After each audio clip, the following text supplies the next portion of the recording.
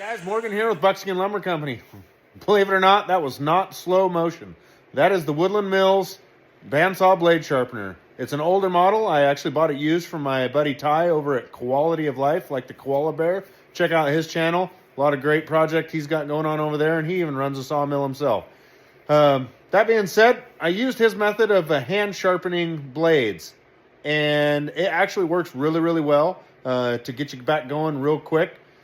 But I was always kind of curious as to what my consistency level was with it. And it took 4 times of running this Woodmizer double hard through this sharpener to get the cuts on the front of the face and down into the gullet all equal. So that tells me that when I'm out there on a hot day, cold day, pissy ass mood, something's not going right, happier than a clam, whatever it be, that I just don't file the same every time. Did I ever notice it out there in my cuts? Absolutely not. That being said, I notice it in here on the machine.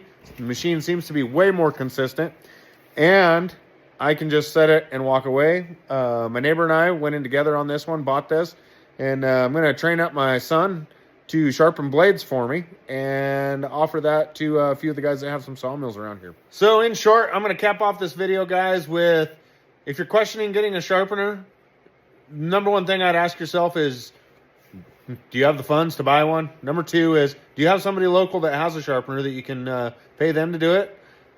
At anywhere from $5 to $15 a blade seems to be the going rate, whether you're having them clean blades and set blades and all that kind of stuff. There's definitely some savings to be had by having your own sharpener. Yeah, I'm actually kind of a fan of it. I do like being able to touch up my blade by hand out on the mill if I'm in a hurry trying to get something done. But it also doesn't take too long to swap out a blade. So, yeah. Get the milling, guys.